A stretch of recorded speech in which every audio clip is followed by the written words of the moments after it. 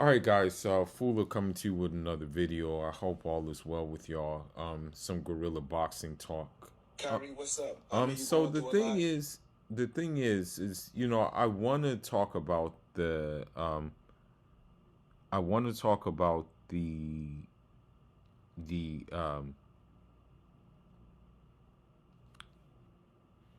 the fight, and I want to kind of go into it a little bit more too. I want to talk about the fight with Zanabek and his opponent, um, and kind of go into the rabbit hole a little bit deeper in regards to that fight.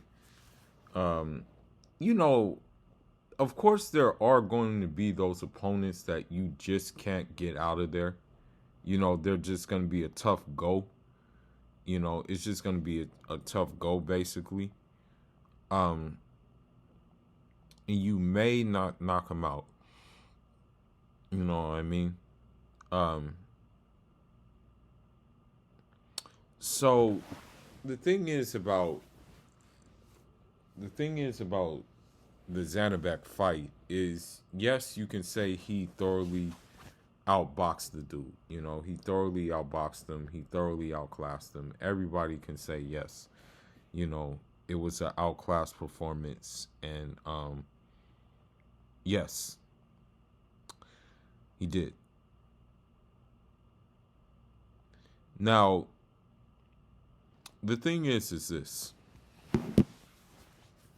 when you look at and I'm just gonna say it in general, when you look at these former USSR fighters, when you look at, and I'm talking about the current active fighters that we have right now, when you look at these former Soviet Union fighters, such as the likes of Dmitry Bivol, such as the likes of Arthur Beterbiev, such as the likes of Zanabek, such as the likes of Israel Madrimov, and those like in the like thereof, as well as the Cuban fighters, like for example, David Morrell.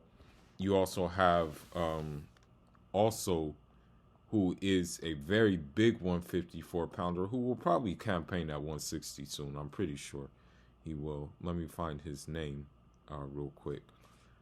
But I think his name is like Romel something. Romel um, Gomez. It's something like that. It's a Gomez basically. All right. It's yeah, La Joya Gomez. And I think he campaigns at 154, but due to how big he is, chances are he's going to be campaigning at 160 because he's a big 154 pounder. Um, Robisi Ramirez as well. These Cubans and the Soviet fighters. The unfortunate thing about them is that they can be entertaining fighters, right? They can be very, very entertaining, and also very, you know what I mean,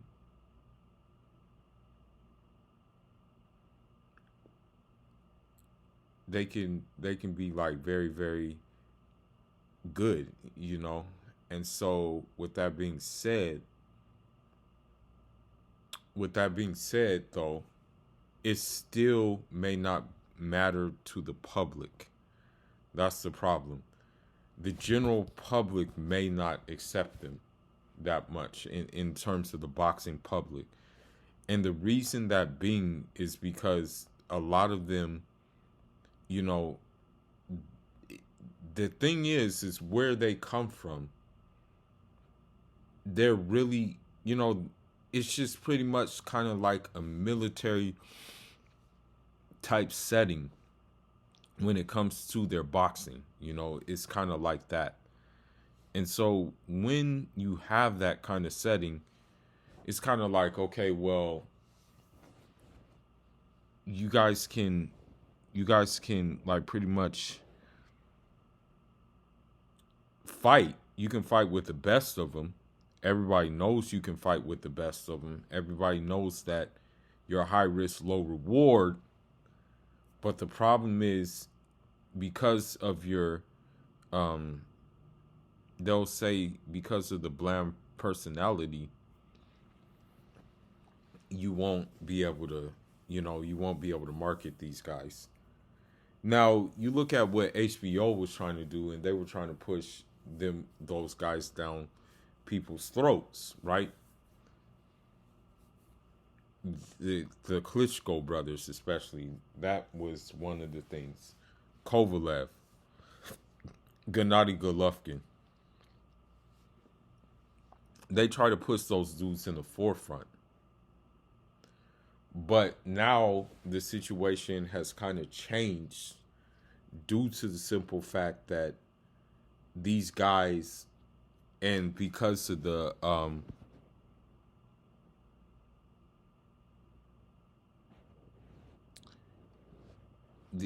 because of the climate we live in,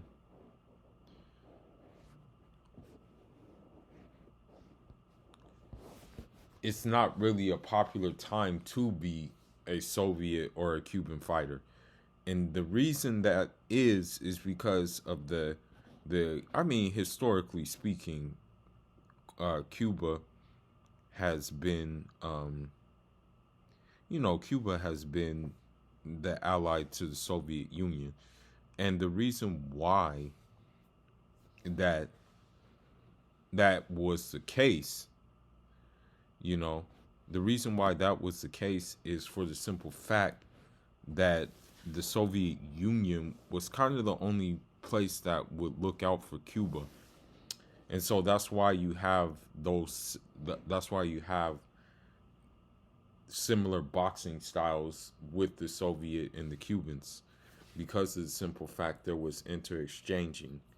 And as a matter of fact, I believe that the Cuban who won the 400 meters and 800 meters, his coach was a Soviet coach as well. His name was Albert. The guy who did that feat, his name was Alberto Wantarena. He won the gold medal for he won the gold medal in silver. He won the gold medal in the 400 and the 800 in the Olympics. So the problem is going to be with going forward. The problem is there's a twofold problem with being a Soviet and Cuban fighter right now. And I'm going to just kind of end the video and talk a little bit more about Janibek's performance. The first problem is that they're not going to really market you as they should. Despite the fact you're a champion, despite the fact that you are doing incredible things. They still have Bivol behind Canelo on pound for pound. And it's like, bro, how can you have Bivol behind Canelo for pound, and this dude just like pretty much schooled both of them? Whereas you look at the Canelo performance against Triple G, and that thing was like average at best the third time around. And then you look at Arthur Beterbiev, who has 3 of the belts right now at light heavyweight, which is awesome. Okay? And he beat some live dogs to get those belts. Yet you have him low in the rankings. So with Janibek and his performance, which was a dominant performance, I think he's going to be a hard sell, for the simple fact that I guess you can say, unlike Triple G, he doesn't have that. He has a good social media presence, but it's just that he's more so like he's not just a straight up and down fighter. And I hate to say it, but most fans don't like fighters who are just who aren't just straight up and down. You know, they like dudes who just pretty much like get you out of there for the most part. You know what I mean? But um,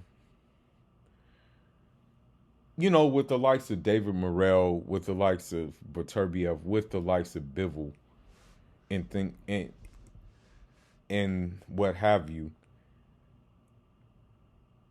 you have to ask yourself throughout history, really, how many Soviet and Cuban fighters really became household names, like where people were like, just like, oh, I gotta buy this. You know what I mean? Like, we have to really think about it, you know? And and with that being said, I'm just gonna end there. But I mean, the other thing I wonder is that Zanabek or Janabek or whatever he he pronounces it. I'm still wondering about Vada. You know, that's my main concern because you know I don't see him. I don't see Vada on any of his fights. So I'm just wondering. Okay, what's the big idea? Like, why aren't they paying for Vada? You know, and the thing is, oh, it looks like there's some. Wait a minute. It looks like he's in Vada. Hold on. Let me see. It looks like we may have found it. Oh, never mind. Never mind. There's no Vada. I don't see it.